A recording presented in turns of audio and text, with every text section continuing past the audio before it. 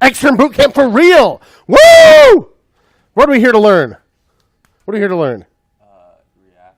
React, that's right. What programming language is React written in? Huh?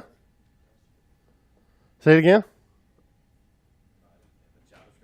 JavaScript. That's right.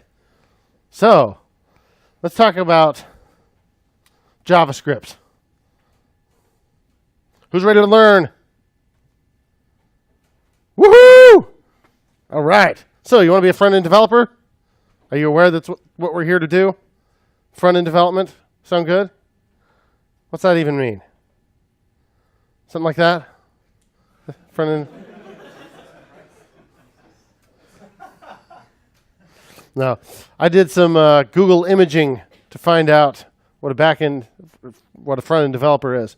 And what I found based on Google Images, which is always a good way to find out what something is that front-end development is making lots of pastel-colored like screens and stuff. They're always pastel, or they got nice fancy gradients. That's front-end development.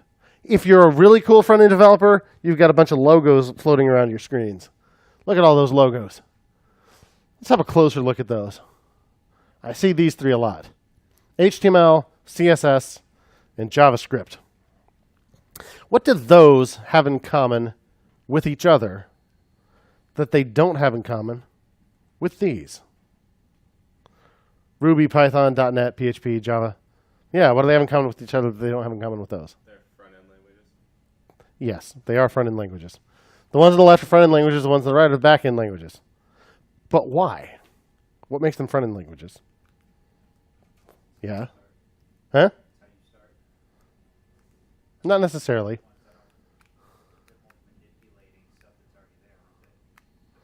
That's true of front-end too. More or less, yeah. They are what you use to create the user interface. That's true. You can kind of do that on the server side if it's all pre-rendered, but you're probably spitting out those three things. So that is true. What else? Yeah. That's right. These rascals know just what to do with HTML, CSS, and JavaScript. It makes them happy. And they don't know what the cuss to do with Ruby, Python, PHP, .NET, and Java. So one possible definition of the front end is that it consists of anything that web browsers can interpret without any additional help, any plugins or extensions or anything like that. More technically, it refers to things that run on the client side, whereas the back end is stuff that runs on the server side. As long as we're on the web, the client is the web browser. So, what's all this web stuff? Slow down there, Grandpa. We don't know about this World Wide Web. We just know about the Snapchats and the Yik Yaks and the Instagrams. That's right. So, what if I told you that your beloved Snapchat ran on that very same infrastructure we call the World Wide Web? So let's talk about the World Wide Web. And pretty soon, you'll be as comfortable with the web as this guy who thought his Palm Pilot bulky cell phone and 45-pound CRT displays would look cool much longer than they did. Or he wouldn't have bothered having someone stand on a chair with a wide-angle lens and stick it in his face. And wouldn't have spent all that time trimming out what little remaining hair he had. Photoshop. Yeah. Thought those would remain cooler than they did, but this guy also thought his hair would last longer than it did. So, let's talk about the web. You type an address or search terms into your machine, it sends a request to that cloud we call the internet. In particular, a little corner of that cloud called the World Wide Web, where eventually it makes its way to a server or a server cluster or something, which does heaven knows what. Maybe it just pulls a file from the file system with the same name as the file you requested, or maybe it runs a whole application written in Python or Ruby or something, and the output of that happens to be HTML, CSS, or JavaScript or something. Whatever the case, we don't need to know what it does. This is not that class. Eventually, it sends back a response. And that response could be almost anything. It could be a zip file. It could be an error page. It could be a cat picture. But most of the time, it's one of those things that the web browser can understand without any outside help, chiefly HTML, CSS, and JavaScript. So again, you send a request to the server does who knows what, maybe it's running a whole application, the output of which happens to be one of those things your browser understands, HTML, CSS, JavaScript, or a little bub. But that's pretty much all your web browser understands natively. Yes, you could make your web page play audio or something automatically when it first loads, but if you're creating web pages that play audio without any user interaction first, you are basically summoning the actual devil, just like our friend Spock. I don't know, the 80s were weird, man. But probably HTML, CSS, JavaScript, or Lil Bub. And only one of those things is a full-blown Turing-complete programming language. Which one? No, not Lil Bub. It's JavaScript. Woo! Your new best friend. I think we established your documentation is your new best friend. But you're going to make a lot of friends over the next few weeks. And this is not a reality show. We are here to make friends. So, front-end development is building all the stuff that gets sent in the response part of this. All the stuff that the web browser will interpret and display, including, yes, dear old JavaScript. So, you want to learn JavaScript? Yes. Why? I have it on good authority that JavaScript totally sucks. Look at this. 35.5 million results for JavaScript sucks. And look at Casey here, self-described master programmer. Why do so many people seem to hate JavaScript? Because it sucks, obviously. What's that? Yeah, that's because I didn't update this slide. A couple years ago, it just said a couple million. Then last year it said about 1 million. This year it says 35.5. So who knows? I don't think anything's changed that much. But it's interesting to actually dig into some of these results because some of them are actually saying, yes, why do so many people hate JavaScript? Because it sucks. It's a miserable programming language. But if you look, one of these is like mocking people who say that it sucks because they didn't bother to learn it, stuff like that. One of them is from, not one of these, but one of the screenshots I took, one of the results was like, why does your thing suck.com or something, which thinks everything sucks. So, come on, it doesn't really matter.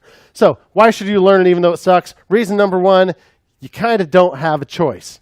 If you want to do front-end programming on the World Wide Web, the only thing that these bozos understand is JavaScript.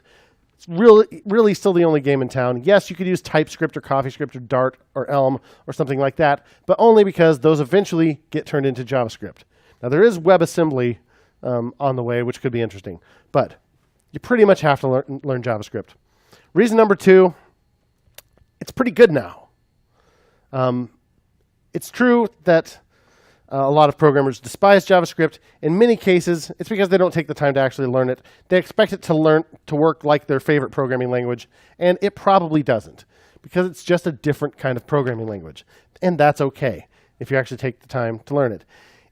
Granted, there were some unfortunate decisions made very early in JavaScript's life that we still have to deal with, but it has improved tremendously.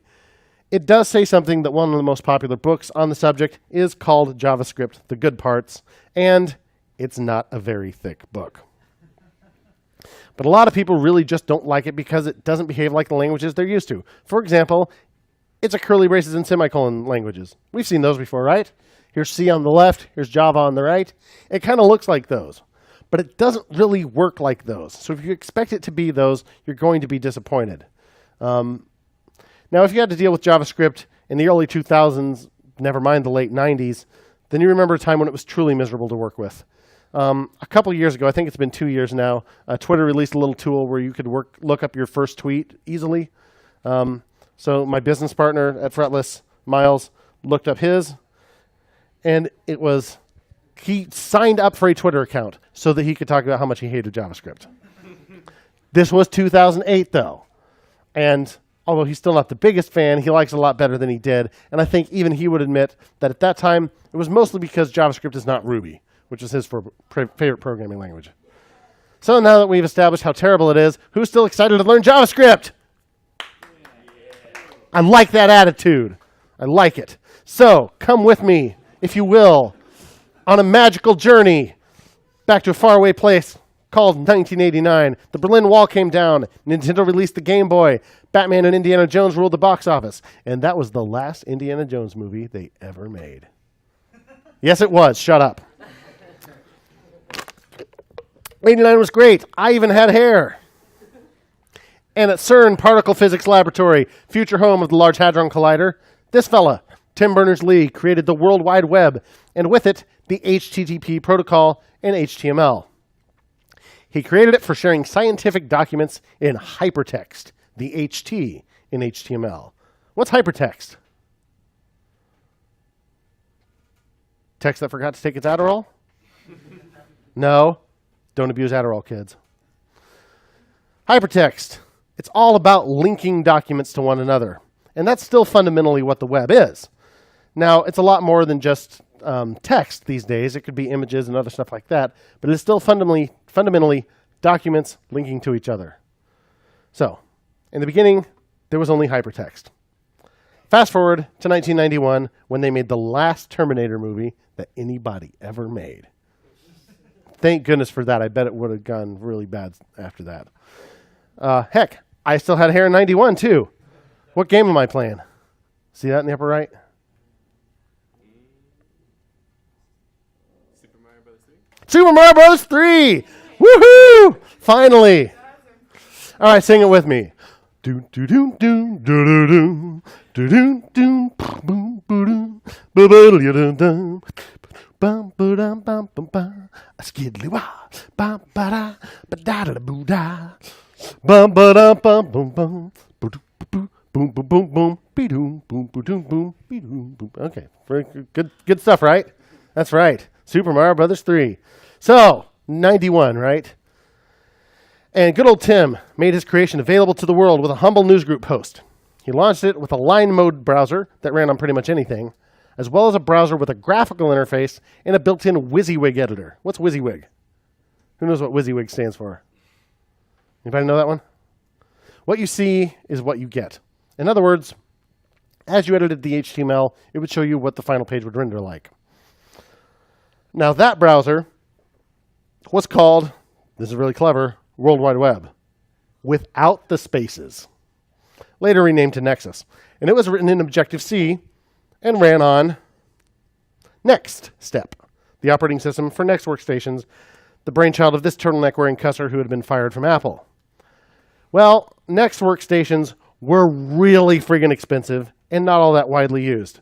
So, in 1992, when I suddenly had long blonde hair, this guy told Tim he was thinking of writing a web browser for the X Window system, which would allow it to run on a lot more Unix machines.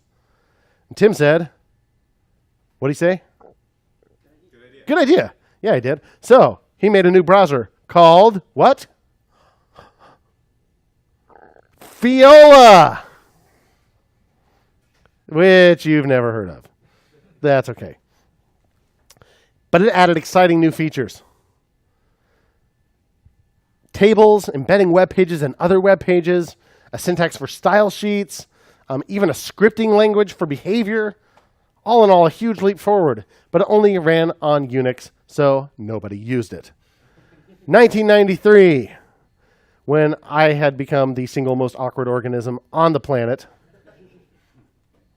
the Legal Information Institute at Cornell had made the first website about law. And lawyers were like, it's a Unix system. I know this. No, they were like, lol, what? And this guy was like, JK, LOL, I made a browser for Windows. And the lawyers were like, hype. And this new browser was called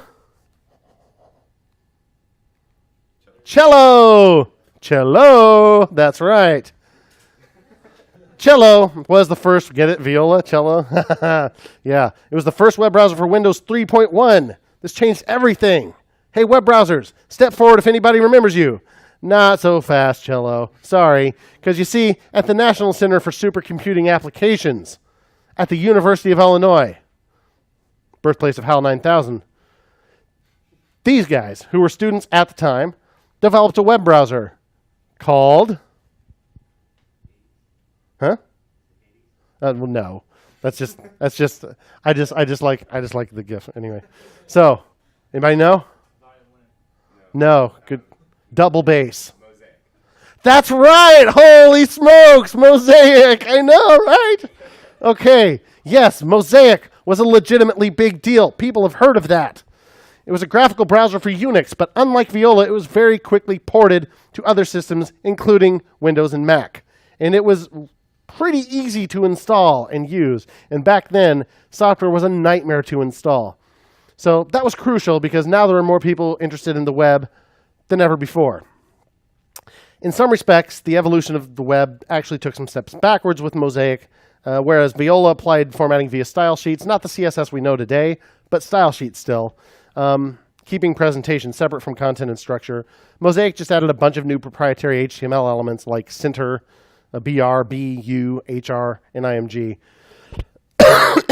just in time for, but I mean, really, it pushed the web forward hugely because now people were actually using it.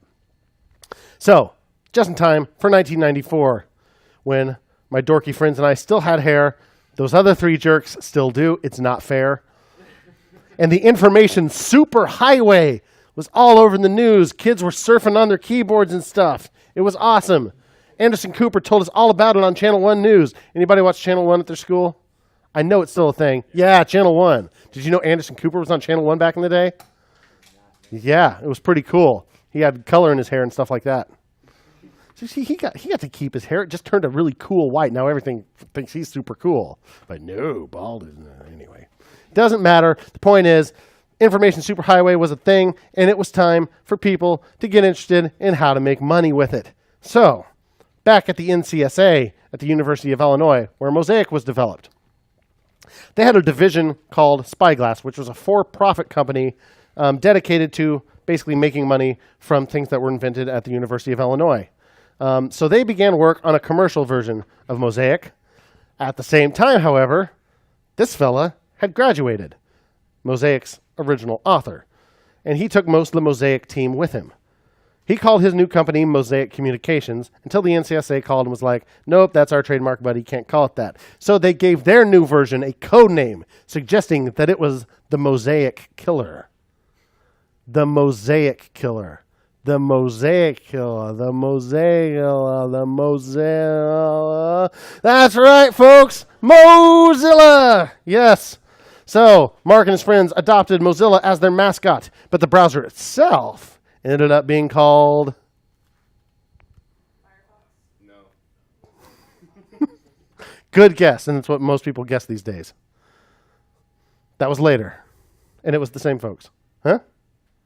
Yeah. Heck yeah! Netscape Navigator was released in October of '94, implementing a ton of new features and very quickly rendering all other browsers irrelevant. So irrelevant, in fact, the developers started inspecting the user agent string that gets sent with a request. Remember the little picture of sending something from your laptop with the little arrow? So that's the request. The request contains things like which URL you're requesting, as well as a string that identifies what browser you're using. Question? So what are these browsers like improving upon like its predecessor? Like Netscape? Yeah. So Netscape was easier to install, yet it added things like tables. I think Mosaic did not have tables yet. It had some new proprietary tags, but not tables. And tables were huge, ideally used for tabular data, but they were used for layout because there was really no mechanism for page layout. So that alone made Netscape a super big deal. And just kind of, it's all usability stuff beyond that. But as far as the actual underlying tech goes, tables were a really huge thing. And there was more over the next couple of years. Big thing, they were handed out on floppies from pretty much every ISP, which meant everyone was going to use it. But it really did improve some things. So what people would start doing is configure their server to actually sniff out that user agent string to make sure that it was Netscape, or they wouldn't even send you to the page, which is wildly irresponsible. Do not detect browsers, detect features, folks. But that's what they did back then, and some of those sites are still around. So this was the user agent string for the original release of Netscape, Mozilla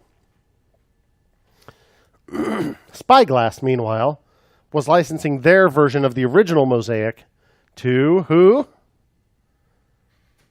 Not Paul Rudd, But Microsoft. Oh, yeah. Player 3 has entered the game. Yes, Microsoft. They put a team of 6 working to enhance Spyglass Mosaic and give it that Microsoft flavor. Which brings us to 1995 when my hair reached its maximum strength. And I don't know, I must have been applying to a country club or something. I can't imagine why I was dressed that way. But my mommy told me I was a handsome boy. So, 1995, Turtleneck Guy's other company made a movie about toys. You may know it. It was called The Toys. No, it was called Toy Story. But anyway, it was Pixar. The Turtleneck Guy from Next Step, it's Steve Jobs. Yeah, that's right. Meanwhile, Alanis Morissette was ticked off, and Bill Gates and his start menu were masters of the universe. So, he and his pals at Microsoft were ready to show off their fork of Mosaic to the world. You know Microsoft's version of Mosaic as what? No, that's the operating system. Internet Explorer. Yes, a miserable pile of garbage that was distributed for free well, not for free, actually, originally.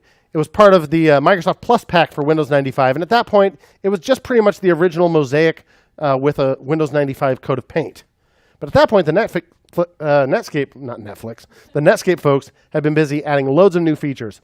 Internet Explorer didn't even support tables in the first release. They didn't even have that blue E icon yet. They had this sad thing, and they just labeled it the Internet. And seriously, forget what you know about IE 11 and Edge and so on. The first 2 releases of IE had no redeeming qualities whatsoever. IE 3 had 1 redeeming quality, but just 1. But everyone just used the browser that was on the floppy their ISP provided, which was virtually always Netscape. As a matter of fact, the user agent string with Internet Explorer was this: Mozilla 1.22. Well, Mozilla compatible. It's Internet Explorer 2.0 for Windows 95. This is happening to this day, folks. This is what they look like now. Every browser does this. Look at this thing. Mozilla. Apple WebKit, in case you're looking for that. KHTML, in case you're looking for Gecko, like Firefox. That's me. I can totally do Gecko. I can do Gecko. Chrome. No, this is Chrome. This is Chrome, folks. I'm telling you. Safari, if that's what you're into. No? You like Edge? I'm Edge. Check it out. I'm the guitarist for you, too. Anyone want to guess what browser that actually is? Which Edge? Yeah, this is Edge. Actually. This is how Edge identifies itself. It's basically Internet Explorer. Well, yeah, there's definitely some changes under the hood, and now Edge has gone through several versions, and IE hasn't been updated in years. So Edge is better than IE at this point. It's legitimately better, but it was kind of just, we're not Internet Explorer. I don't even know that guy. I'm Edge. What are you talking about? But it's whoever you want it to be, right? All the browsers do this. It's ridiculous. Do not sniff for user agent strings. Browsers can change. They can become compatible. Search for features, not browsers. You were promised a talk about JavaScript. We're getting there. Just bear with me. So, where are we again? 1995, right? When Generation X was the absolute worst instead of U. They've been doing it forever, folks. Look at this. They said the same things. Laid back, late blooming, or just lost. America's next generation has a hard act to follow. Are music and movies killing America's soul? Mm-hmm. Do you think America still has a soul? Okay, pretend this is 2 years ago. You think America still has a soul? And if not, then now it's your fault, not mine. So, your turn to take the blame for everything. 1995. That's right. That's when the commercial web became a very real thing. Both Amazon and Yahoo launched that year. CNET launched with this cool yellow sidebar that every site on the internet copied. Seriously, you wouldn't believe how influential that stupid design was. It was nice, but every site didn't need a yellow sidebar. Heck, it was so hip, they made a movie about hackers in 1995. That's right. And if you ever feel like folks marketing these things are really super pandering to you, they've always been doing that. We've got to come up with the taglines that the kid will really like. I know, boot up or shut up. Boot up's a thing, right? I know, no, not coming this fall. It's online this fall. Oh, man, the kids won't be able to stay away. Yeah. And There were new things like tiled backgrounds, animated GIFs. That was a fad that totally has no place on today's internet. But web monkeys wanted to add interactivity beyond hyperlinks and animated GIFs. And for that, we had things like browser plugins, like Java Applets and Shockwave and QuickTime VR. Incredibly, Shockwave is still maintained by Adobe, at least for security. And even more incredibly, the Space Jam website from '95 is still online. So, we had interactive content, even games right in the web browser. But interactivity via browser plugins was a pretty poor experience. The plugins had to be installed, they were a security risk, they were painfully slow, and they couldn't actually interact with the contents of the page. But luckily, a team of scientists at Netscape were hard at work on a scripting language that would run directly in the browser. Okay, well, they weren't scientists.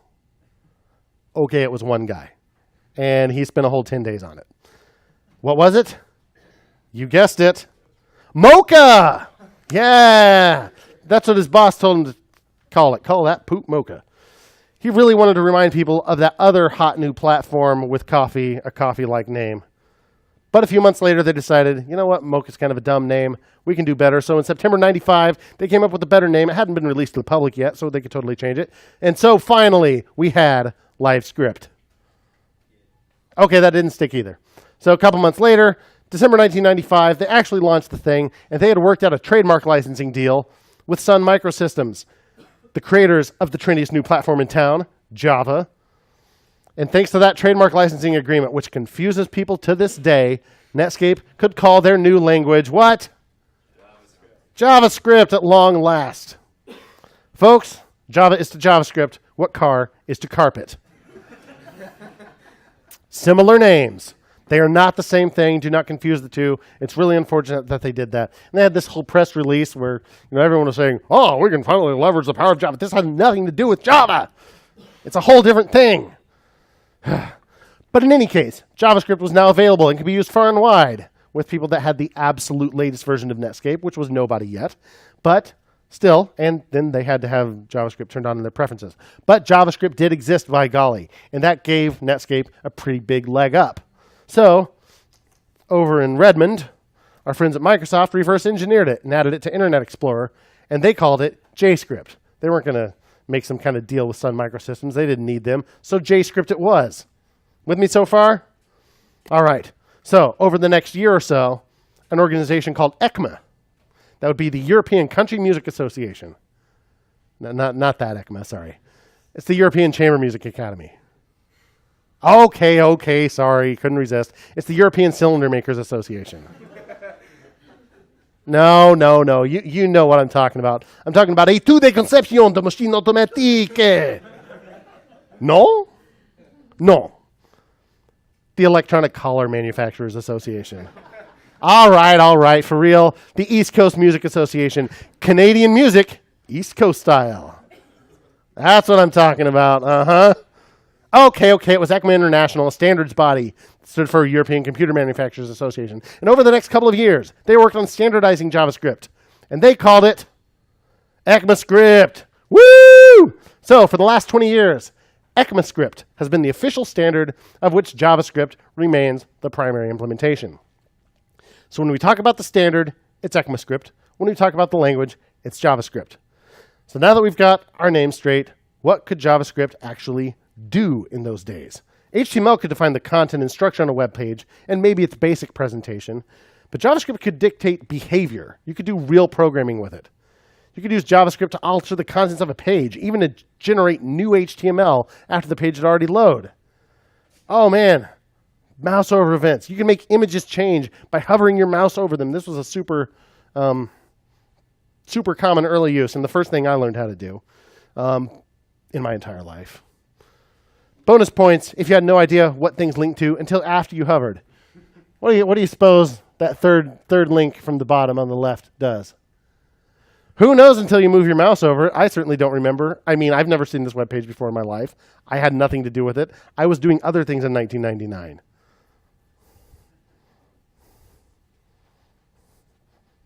No, this is not online anymore. I found it on an external hard drive. I don't know how that hard drive got in my house. Someone planted it there. It wasn't me. So suppose you were a bank with a ridiculous skeuomorphic website design that looks like an ATM. And like you actually went out to the ATM and took some crappy snapshots with your 35 millimeter, opened up Photoshop, and tried to cut all this out to make the interactive buttons. If you had that kind of time in your hands and wasted your life like that, you could make something like this. But then you could do something real cool with JavaScript, like make a mortgage calculator. Oh my gosh. What else could you do? Besides calculators and the ever-popular mouse over images. Form validation, like client-side form validation. Before people submitted the form, you could tell them, hey, I need a number in that field, and that's not a number, friend. That's right. We could do that with JavaScript in those days. Now, was that adequate? Did you not have to check it on the server anymore? No, you still need to check it on the server. Do not trust user input, folks. They could have JavaScript turned off. They could build the request using some kind of tool like Postman instead of using the browser. Always check stuff on the server side. But form validation on the client side remains a great way to give immediate feedback to users. Pro tip. So, client-side validation was great. JavaScript could do some really cool things. But as with any new technology, there were those who would use it for the forces of evil. Yes, with JavaScript, the pop-up ad was born. Thanks, JavaScript. Yes, everything was terrible. The web was becoming a nightmare, and not just because of pop-up ads, but because an increasingly large number of sites only worked in one browser on one platform. In those days, browsers didn't compete on who supported the latest standards. Standards, what are those? Instead, they all just added their own random HTML elements. And, for example, Netscape had Blink. IE had Marquee, which is shown below there. Look at that code. Holy smokes, that's nasty. Our lives were enriched, though. Competition had fostered such innovation. No, folks, it was terrible. Both browsers had significant market share and had developed wildly different object models. Suppose you did want to do something to the page. IE had document.all. Netscape had document.layers. And they didn't work at all the same. So if a site did anything so much as add a pull-down menu or something, it probably had to be written twice. Welcome to the first browser war. And don't get me started on CSS. So, if you were really cool, you put nifty little buttons on your site to let people know what browser to download. Aside from totally different APIs for JavaScript, each browser also had major features that were just plain absent in the other. Internet Explorer, for example, had ActiveX. And at that point, Internet Explorer 4.0 was actually bundled with Windows, which got the Justice Department after them. But anyway, it very quickly became by far the most widely used browser. But at least Spyglass was getting paid, right? This was based on Mosaic. This was all their idea. Spyglass was making some money for the university, right? Heck no, it wasn't, since Microsoft bundled it with Windows for free. They didn't get a penny. Okay, so they got sued, and they eventually settled for $8 million lousy stinking bucks. But anyway, Internet Explorer began to dominate, and it introduced its own features, such as the aforementioned ActiveX. ActiveX allowed a native compiled Windows code to run right in the web browser. What could go wrong? That obviously opened up a lot of possibilities as long as you were willing to ignore every non-Windows user, which a lot of businesses were perfectly willing to do. The web was starting to become just another delivery mechanism for Windows code. And thanks to the fact that Outlook Express, the email client, bundled with every copy of Windows in those days too, actually used the Internet Explorer engine to preview messages. So email could run native compiled code. What could go wrong? Everything went wrong, and computer worms did billions of dollars of damages, and sometimes just previewing a message. You didn't even have to open it all the way. Just previewing it was enough to wreck everything. What were we talking about again? Oh yeah, ActiveX. Huh? Ryan Reynolds. Huh? I remember that guy. All right, so why did companies use it before it broke? Since it broke the internet and it was catastrophically insecure, so why would you use it? Well, it did actually offer some enticing behavior, including one really neat thing that would eventually catch on and be adopted by other browsers, albeit in a pure JavaScript form. XML HTTP request, often called XHR, and it made its debut in Outlook Web Access with Microsoft Exchange Server 2000. And it allowed a web page to get additional data from the server after page load without refreshing the entire page. You could make a second request for more information after loading the page, and you didn't have to refresh the whole thing. But despite the name, the data wasn't limited to XML. It really had nothing to do with XML. It was just a mechanism for asynchronous requests. You may have heard it called by a different name. In 2005, Jesse James Garrett of Adaptive Path wrote a blog post describing a model for developing applications with XHR, and he called it Ajax. That's right. In those days, we still had to deal with wildly different syntax for this and even basic operations that dealt with the contents of a page. Using JavaScript in those days came to be called DHTML. And there were libraries that managed to work on all the major browsers at the time with their own APIs, so you could make stuff that worked everywhere. It's just everybody who visited your site had to download this absolutely enormous library every time. So it wasn't great. Plus, the APIs were all proprietary to these libraries. There was no standard way of doing this stuff, or at least the browsers didn't support standard way of doing this stuff. Now, supporting earlier versions of Internet Explorer was the hardest in these days. Microsoft was finally talking about adopting standards, but old versions hung around for a painfully long time. Netscape usage had thankfully dipped below 0.5%, and Firefox, the Netscape successor, designed from scratch to implement standards, was rising fast. Still, those DHTML libraries were nasty to use and painful to download as they were enormous. But the very next year, we got several new JavaScript libraries that handled cross-platform compatibility in a much more pleasant way, including Ajax. New challengers have since arisen, and they all do their best to implement standards and to keep themselves up to date. They even have nice built-in tools for developing and debugging JavaScript.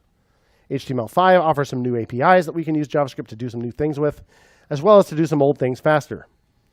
And JavaScript itself got a major overhaul with ECMAScript 2015, aka ES6. I'll be referring to ES6 quite a bit.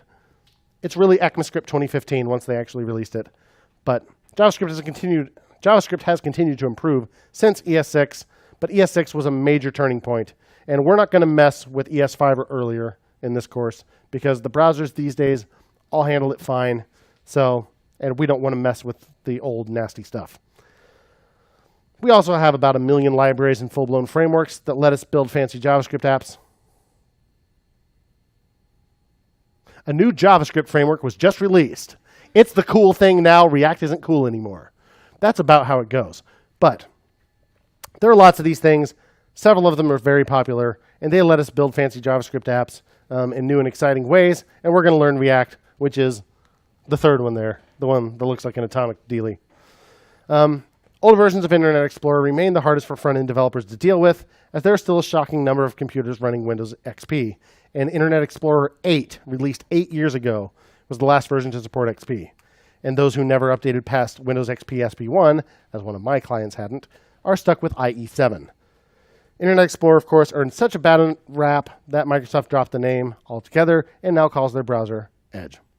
But these days, all the modern browsers are pretty okay for our purposes. I'm going to recommend that you use Google Chrome for the next 3 weeks, mostly because I am most familiar with its developer tools. And I'm going to use the developer tools a lot and tell you how to use them. Firefox has fantastic developer tools, but I'm not really familiar with them yet. So let's stick with Chrome, and I'll teach you how to do some good stuff with it. So anyway, everything we build in here will work in any of the big 4 browsers. So it'll be fine, but let's test in Chrome since we can learn the dev tools. No one knows for sure what the future holds, but the future of front-end development looks pretty bright. So get psyched. It's taken a while to get here, but it's a pretty exciting time to be creating things for the web, and JavaScript has never been better. Who's with me? Yeah. Ow! JavaScript!